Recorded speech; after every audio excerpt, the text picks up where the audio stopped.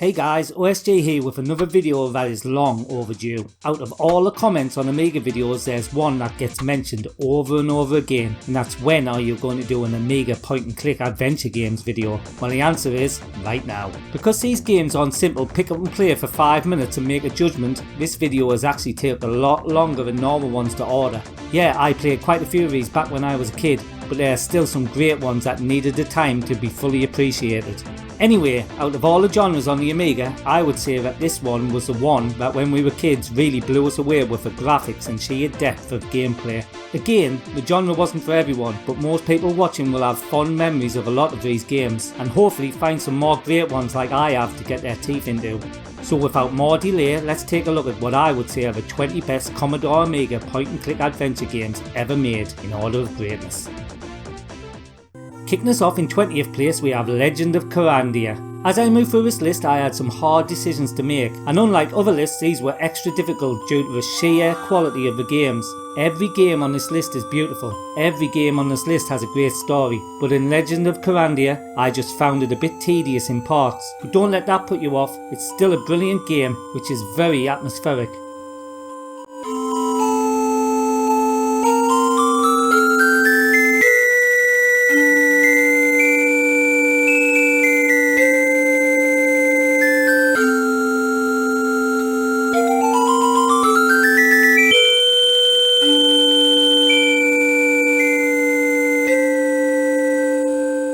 Loom of the Temptress is in 19th place. This is a beautiful game and the atmosphere is excellent, but it's a little bit too quiet. Not the quietest on the list though, as you will see, but it definitely would have benefited from some more sound effects and some music jingles. That being said, I really still did enjoy this game, and it's a game with a difference that you actually get a companion early on who can be told to do tasks.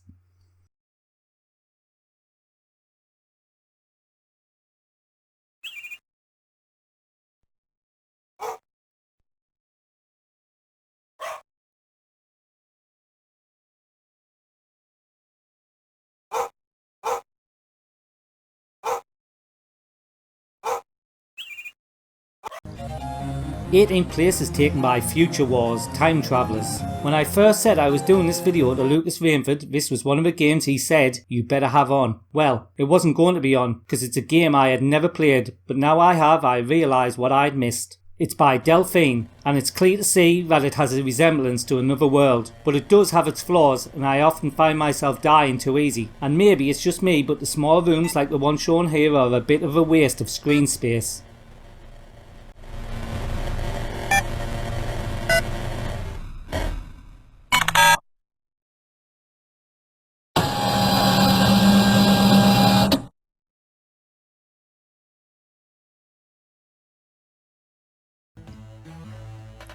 Seventeenth place is taken by Cruise for a Corpse. Another Delphine developed game here, and definitely one of the best looking games on the list. The whole game is like a work of art, with massive sprites as you play the detective on a ship where a murder has taken place. This is one brilliant detective game that throws you straight into the Poirot style story and has you captivated from the start.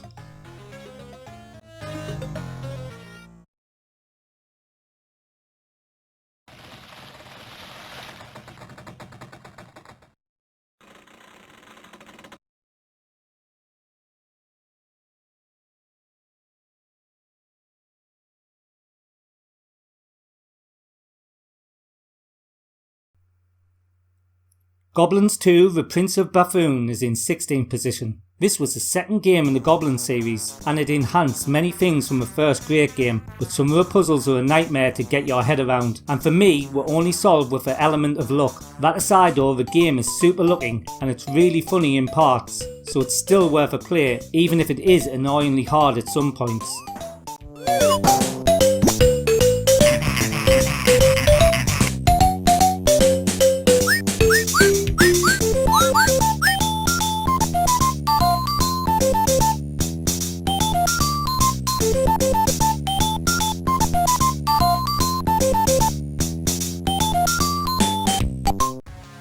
In 15th place we have James Bond The Stealth Affair. This was also known as Operation Stealth, but because Bond is all around at this time, I've used that title. This is a game that throws you straight into the shoes of 007 in a way we never have been. The point and click section of this game is stunning and the story is a good one, but every now and again we get an action type mini game, which for me didn't really add anything to the game and would have been better without.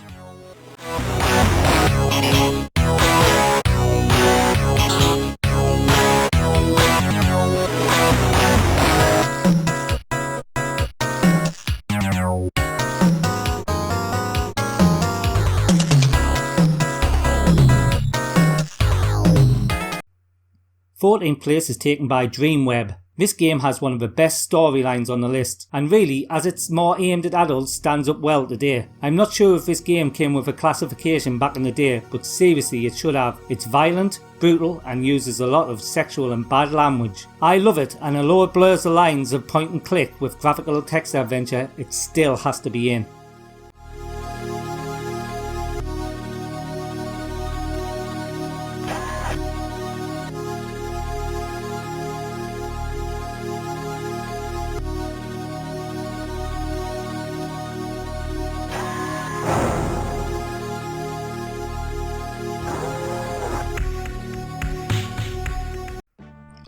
Flight of the Amazon Queen is in 13th position, so this was a game that I had and loved on my A500. Yeah, I know it's not as good as Fate of Atlantis, but it has a real Indiana Jones adventure feel even though it isn't. Anyway, another reason I liked it was it isn't too difficult, and with that the game flows along nicely and you don't find yourself getting frustrated like you do sometimes on point and click games.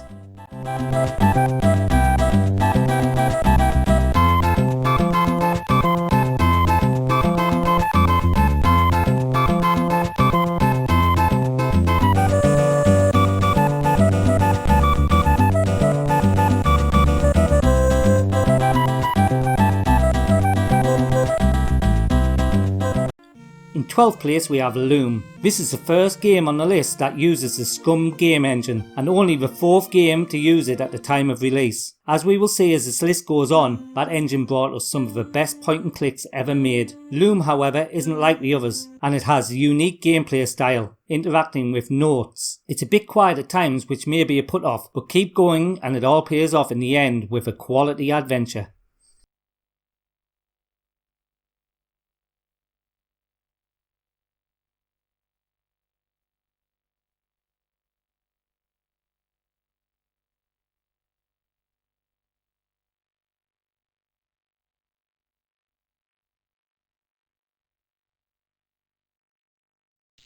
Eleventh place is taken by Simon the Sorcerer 2. So everyone knows Simon the Sorcerer, but a lot of Amiga owners won't have played this game on an Amiga as it never got released during the Amiga's lifetime. The game was originally meant to be released alongside the PC version in 1995, but due to falling Amiga sales the game was cancelled. Thankfully for us, in 1999 Epic Interactive gained the rights for the game and the Amiga game was released a year later in 2000, and it's brilliant. Meanwhile, in Sworded's Fortress of Doom. I cannot believe it! What's wrong, oh magnificent one? That infernal wardrobe has appeared somewhere else. Things like this always happen. The Clue is in 10th position. Bit of a weird game here, and another one that isn't strictly point and click but does contain elements of it. You play the part of a burglar who plans jobs starting small but eventually working up to stealing the crown jewels. The fact that this game switches between genres is not like with the Stealth Affair, and in this game it actually works, and it really sets it aside from the rest of the games on this list.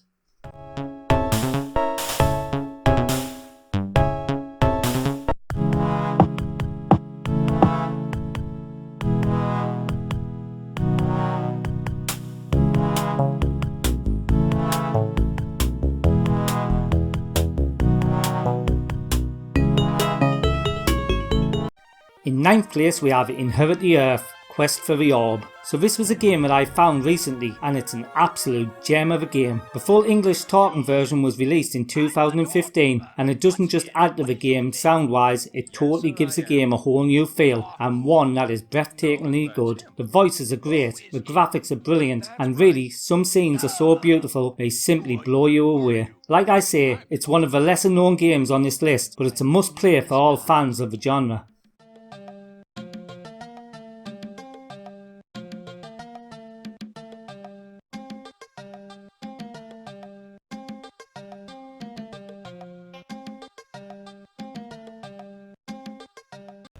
8th place is taken by Zach McCracken and the Alien Mindbenders. Okay, so here we go with the big hitters, and this was the second game to use the Scum engine. There was something immediately special about Lucasfilm games that dragged you into the game and kept you playing. Whilst I cut my teeth on Zack on the C64, this version is just as good with enhanced graphics and sound, but I still like the C64 version more, as it has the nostalgia factor for me.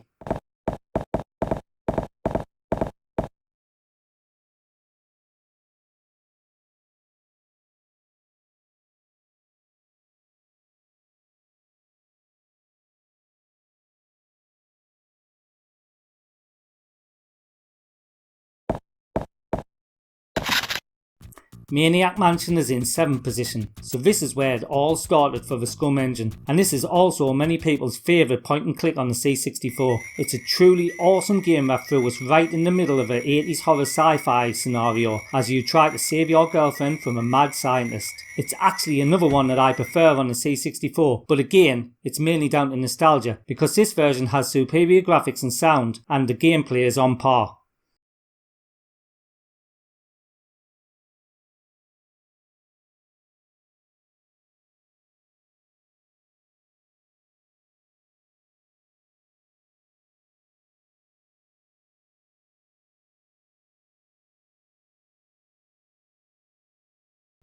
In 6th place we have Indiana Jones and the Last Crusade. So there were a few Indiana Jones games out on the Amiga. Arcade action ones were crap and the point and click ones were absolutely brilliant. This version of Last Crusade is nothing short of stunning. You really feel like you're Indy in this game and actually in the movie, as it faithfully follows the plot. The difficulty can be hard and certain aspects such as the combat sequence can be annoying, but it's truly a great game.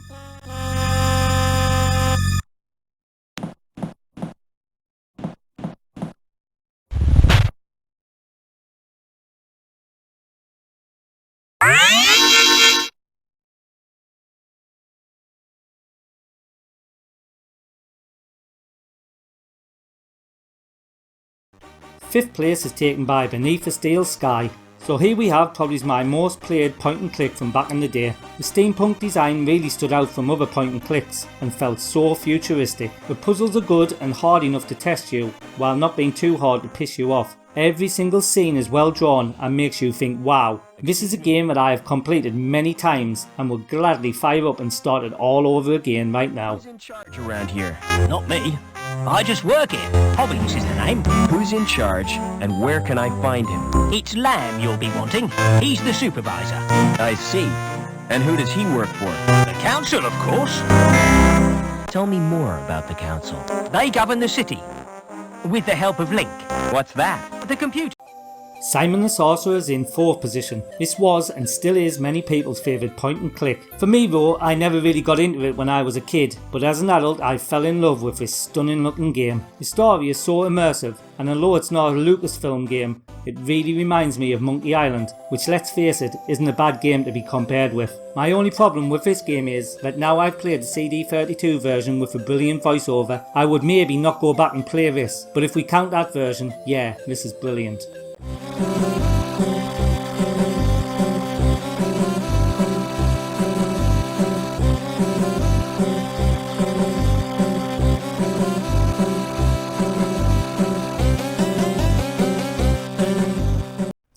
In 3rd place we have Monkey Island 2, LeChuck's Revenge.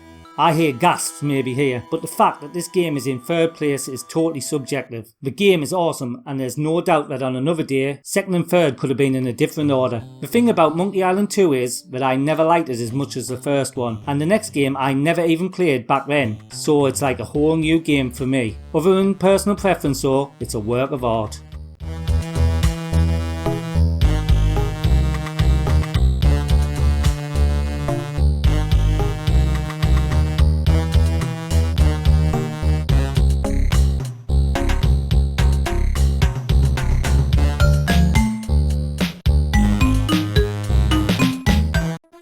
Second place is taken by Indiana Jones and the Fate of Atlantis. As you can probably tell from the title, unlike Last Crusade, this was a game that wasn't based on the movie. but man, what a movie it would have made. I know that a lot of people compare this to the PC version, and yeah, it maybe ain't as good as that, but for a stock Amiga this game is awesome, and one I can fire up on my A500 now. Yes, the disc changes are a bit of a pain and would have been annoying back in the day, but really, I like that now, sliding discs in and out. It's part of the experience, and being a game I found quite recently, what an experience that is. If you haven't played Fate of Atlantis, then you don't know what you've been missing out on. It's just so good.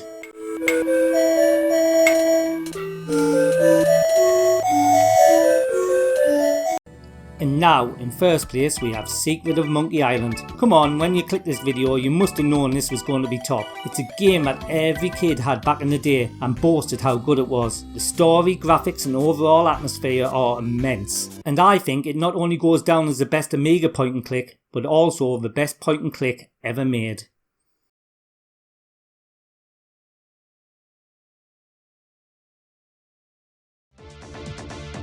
Okay, that's it for this video. It's been a real blast from the past playing these, and unlike some top 20 lists I do, this one has had brilliant games from start to finish.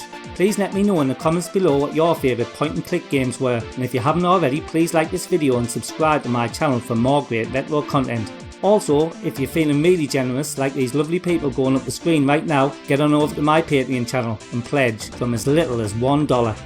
Till next time, this is OSG, signing out.